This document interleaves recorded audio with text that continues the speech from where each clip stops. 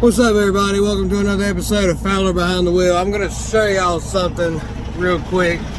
I got a story to tell you, but this is what I'm talking about in my previous video, talking about tires and pre and post trips. So to start it off real quick, my load delivered to Chewy in Salisbury, North Carolina. Trailer was fine when I dropped it, and they assigned me a trailer to take out. Now the trailer that I was assigned to take out, the last two people that had it last, they did a post trip, but they said that some lights and reflectors were broken. Well, the problem with that trailer is that light way up there on the driver's side, front top marker light, that was hanging out of the housing and it wasn't even working. And apparently when I plugged up to it, it blew a fuse. And that's like the second fuse I've blown because of marker lights. And it had a busted axle hub. And apparently those are on back order right now because I had to go park at the Loves to get it fixed. And the guy's like, I can fix your marker light, but I can't do nothing about your wheel hub. He said the last one that he had to do took him forever just to try and find one for his truck. So, kind of screwed on that end. Hopefully another shop will come and get it. I got it parked over there. I brought it back and got another one. Well, everything on this trailer is fine except the license plate light is out. And this. See that big old crack right there? I'm sure you hear that hissing. It's leaking air. It is completely off. The damn drivers here are not post-tripping and pre-tripping their trailers. And it's starting to piss me off because it's ruining my revenue stream. I have to go pick up my Dallas load today. It's an all-day pickup, but I was hoping to just get it and go. But that's not gonna happen. So I'll tell you the story here in a minute. All right, y'all, I've made it back to the Loves truck stop in Salisbury, North Carolina. This is where I had to get my fuel for my last trip on Friday.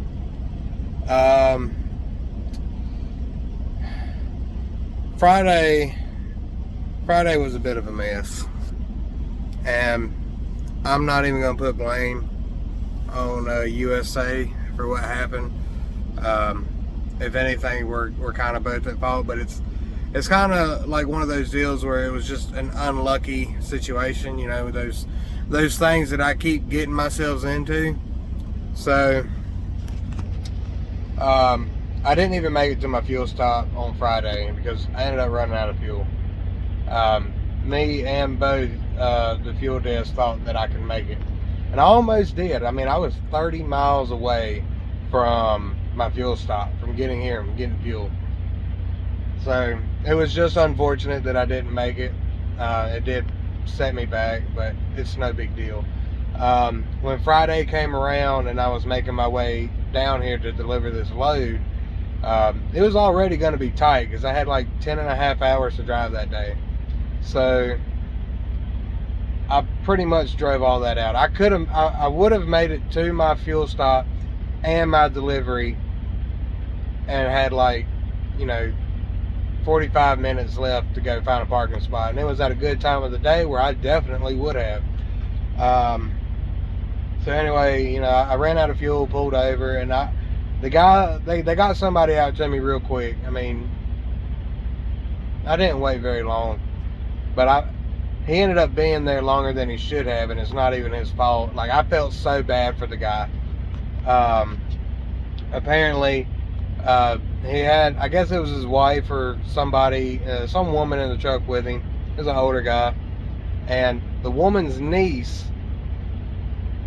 she had that truck, that work truck, before this guy did. When the kid left, they gave him his work truck, and it's practically a brand new truck. So according to him, he was a spoiled brat, knew everything. You know how 24-year-olds are. So, I mean, he just screwed the whole truck up. The pump that was supposed to transfer fuel from their fuel tank over to mine, it was working, but the pipe that feeds the fuel from the tank up into the pump and then over to my tank, the pipe that's connected to that pump had somehow come off, and it was just in the tank. So he said that kid has done screwed up everything over there. He was pissed off. I mean, he was calling whoever he could, but you know, the kid's no longer there, so he's no longer a problem to him, but he's still creating problems for him, and I know what that's like. I mean, it sucks. But USA got me somebody, you know, pretty quick. He ended up being there a lot longer than he needed to because of somebody else's crap. Kind of like what I'm having to deal with. I'm having to deal with other drivers' crap because they are not pre and post tripping these trailers. And I swear to God, every trailer I've gotten has had a freaking problem with it in one way or another. I mean, I think the only trailer that was good was the one that I got out of orientation, and I had to drop that off in West Memphis, so somebody else got that. But no, I delivered that trailer to a Walmart distribution center, and the empty that I got out was a good trailer. Nothing was wrong with it, and I ended up dropping that at West Memphis, so somebody got a good trailer from me. Everybody's going to get a good trailer from me. That's, you know, the way it should be, because I do my pre and post trips. You know, I don't just sit in my truck like a fat ass and wait 15 minutes and then pull out. I'll get my little fat ass out of the truck and I'll go check these trailers, because that's a violation on my record that I'm trying to keep clean. I'm going to make sure these trailers are good, especially when I'm about to go into a lease. When I go into a lease, you know, I eventually plan on running on my own authority and paying for my own insurance and getting that 85% load gross rate. But it's going to be my CSA score, not USA's, because it's my authority. So it's not USA's problem that these, it's not their fault that they're not looking at these. They can't. They're at the headquarters. They're trying to keep business moving, you know. So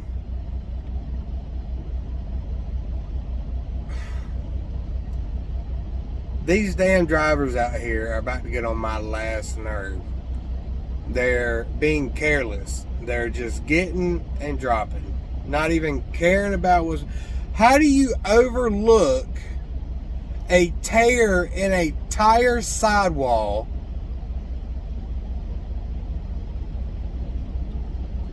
First off, if you're doing a pre-trip and post-trip inspection and you're pulling your trailer brakes out, you're doing it wrong. Every time you hook up to a trailer, you go put your lines and your electrical in. Go back in the cab and push that red button in. Here, I'll say it. That red button right there. Push that motherfucker in. Put air in your trailer. Then go do your pre and post trip. Because if you have any air leaks, you'll fucking hear it. So, as soon as I got back there, you know, the first thing I do when I get to my tandems, I know I got to move them forward. So I go ahead and pull that thing back so I can move the tandems. And while I'm under there, I look at the undercarriage of the trailer and I listen. I look at the tires, the condition of the tread. I look to see if the damn tread is starting to separate from the tire. Because more than likely it's a retread, and that shit fucking happens. So, that's when I discovered the hissing. And that's when I found the problem. Don't just look at your tires. Beat on them. Kick them. Get a tire thumper. You can get them at any truck stop. You can get them on Amazon. You can probably get them at Walmart. Stop being a lazy fuck.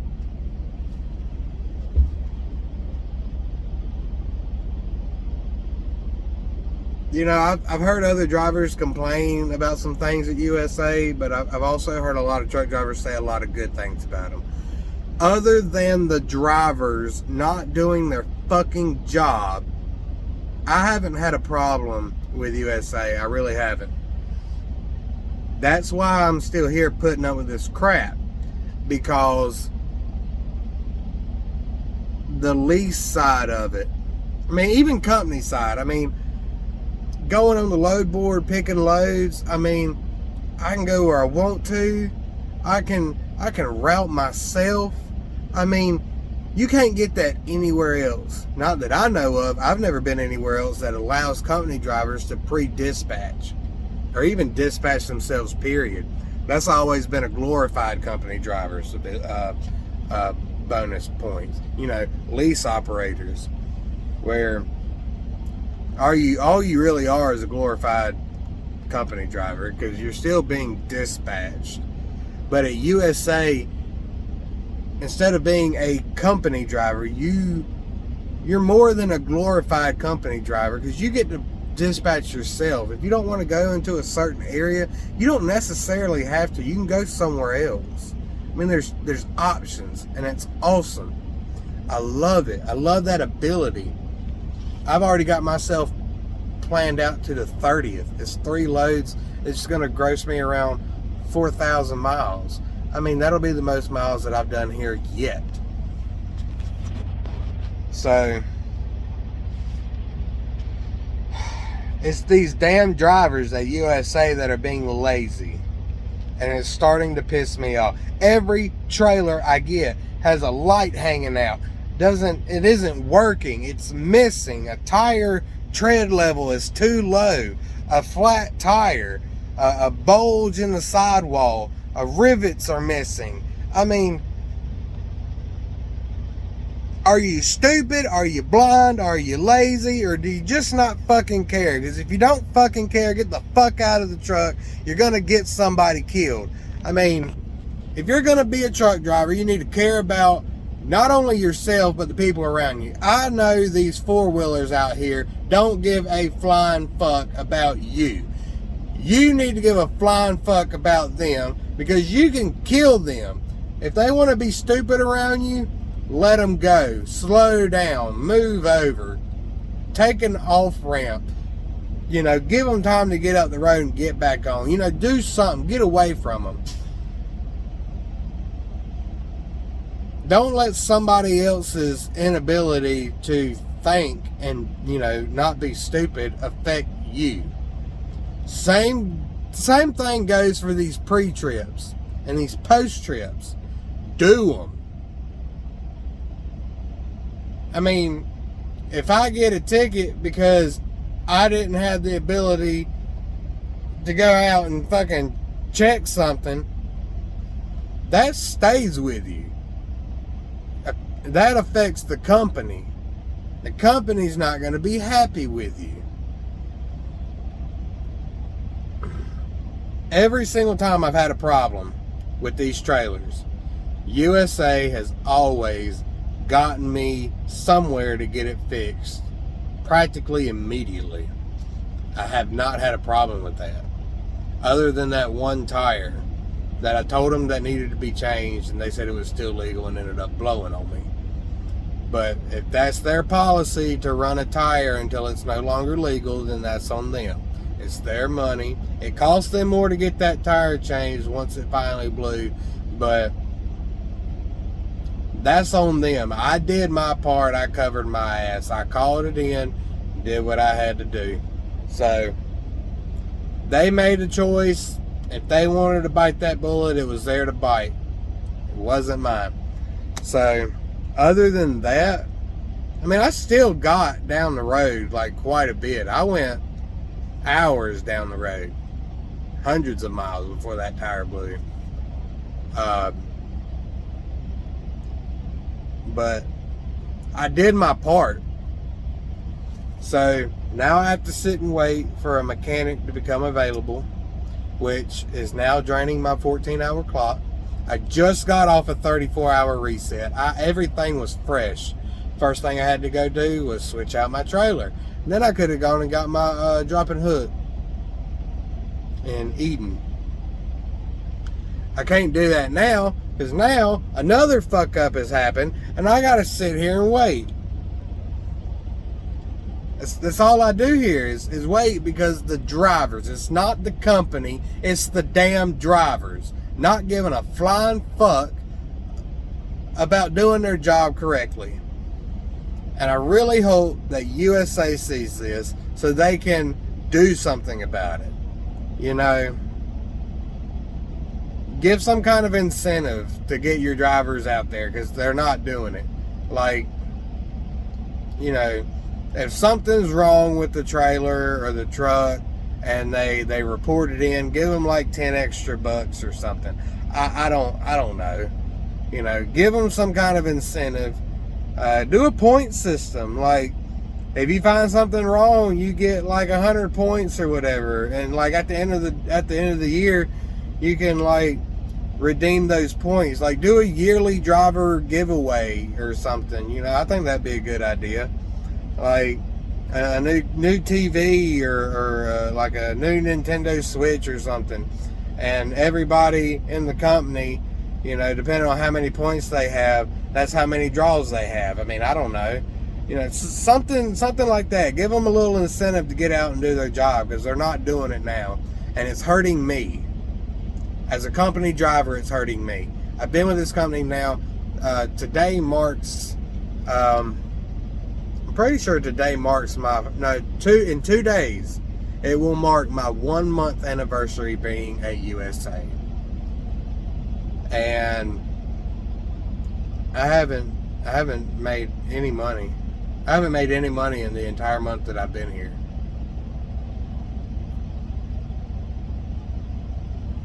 And that's because of these damn trailers.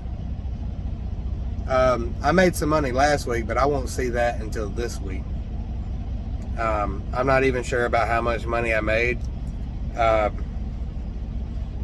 have started to write down everything before I request a load. Because when you request a load, they will give you an appointment time, especially if it's a drop and hook. But when you request it, it'll say like, you know, you got in between this day and this day to pick it up, or you got, you know, all day long to go pick that trailer up or whatever. But when you get it on your tablet, it'll give you an appointment time, and it kind of screws with you a bit. Makes you feel like you're in a rush. But, you know, I guess on the system it needs to have an appointment time. So I've written everything down so I have something to refer back to make sure. So also that'll help me keep up with all my miles. That and Deadhead. So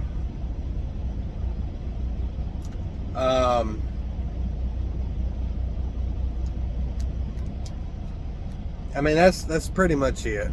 I mean, this 4,000 mile week that I have pre-planned myself, I hope and pray to God that I have no fuck ups, cause I need that. I need those miles in the worst way. So I don't know.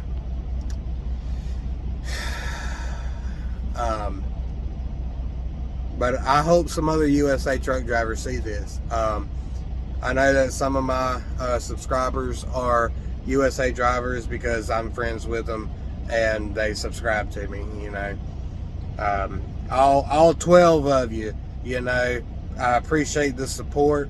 Talk to me, you know, comment down there. Tell me what your experiences have been, what problems you've had. Any tricks of the trade, you know, whatever. You know, like, subscribe, hit the bell button, you know, help me grow this channel. I swear, y'all, I'm not here to speak bad about USA. I came to USA for a specific purpose because I heard a lot of great things, and that's to be a lease operator. I have since put in my application at SFI for a truck. I'm gonna go with a brand new Freightliner. They got the DD15 Detroit motors in them, which are really good motors. I was really thinking about a Volvo, but I really like the Volvos, but I don't want to have a Volvo motor. The Volvo motors are really good, but Volvo dealerships are few and far between, and those are the only ones that'll touch a Volvo motor. I really would like to have a Volvo with a Cummins motor, and I don't know if that can be like specially requested or not, but if there was a Cummins motor in them, then anybody can work on them. Now, unless something goes wrong with the actual truck itself and it's a Volvo part, that's got to come from Volvo, and more likely has to go to a Volvo dealership, unless it's something that I can do myself. I am pretty mechanically inclined. I don't fuck with electrical. So other than that, I like the Kenworth T680s, but the more time that I spend in them, the more I don't like them. I mean, like this, you know, I like having a door here to keep all that stuff in, because if you go on a bad road, these hangers, I mean, they'll just come out and fall all over your floor. You know, I don't particularly like that. I like having, you know, the Freightliners have a hell of a lot more cabinetry space. And being open up here and over there, you know, I don't particularly like that either. I like to have things put away and have a door on them to keep them there. You know, I don't want to hit a bump and something come flying out. You know, I've had it happen before. It doesn't happen very often. I mean, you got to be on some rough roads, but I mean, even the dash layout and everything, it's getting to where it's just annoying me because it's not the best. I know people make fun of freight shakers and everything. For none of y'all that are truck drivers and know truck lingo, a freight shaker is a Freightliner. I mean, Freightliners are good trucks. I ain't got nothing to get against them. From what I was told by SFI, though, they have only Freightliners, Volvos, and Internationals. I don't even touch an International. International can go fucking... I don't even know how the hell they're still in business. Internationals suck. I mean, even USA is phasing out their old Internationals. You know, kudos to USA for doing that. But, I don't know. I mean, that's my ramblings on for today. You know, that's a plug-in for Life is Good YouTube channel. That's a cool dude. His idiotic ramblings. That's my idiotic ramblings for today. I'm probably not even going to do another update on this trip itself, because I'm already at 21 minutes plus the beginning of this video. So USA was on the ball with getting me a work order put in to get all this stuff fixed. So I'm just waiting on them to have somebody ready to get me fixed up, and I'll be ready to go. So hopefully it won't be too long. I'm only going to drive about close to 9 hours today. I might just do 8. It's going to be either 8 hours or 8 hours and 45 minutes. I'm going to try and do this week out with that 8 3/4 hours or whatever. I'm gonna see if that trick really works, so I don't have to do another recap. No more 34s. So we're gonna see how that'll do. Not driving out the clock will restrain me from getting the most miles out of the day. But if I can keep consistently running, you know, hopefully that'll equal itself out. So we're going to see how it works. I will keep you updated on how that goes. But as far as everything else goes, guys, you know, I appreciate you watching the videos. If you find it helpful, you know, give me a thumbs up. You know, just do something, help YouTube's algorithm out. Help me grow as a channel. When I get more money in, you know, I'll get cameras set up so you can see, you know, better vantage points, and you'll be able to see me drive, and, you know, make the channel more entertaining to watch. You know, as it sits right now, it is what it is. But, you know, I appreciate y'all, those that do watch, and, you know, I hope that you continue to watch and support me, because I really need it. At this point, support me if you can, if you will, but most definitely just pray for me, because I need it. So with that, y'all have a good rest of the day. It's Sunday, and enjoy your last day of the weekend. You know, keep coming back for more, and we'll holler at you later, fellas and ladies. Y'all stay classy out there.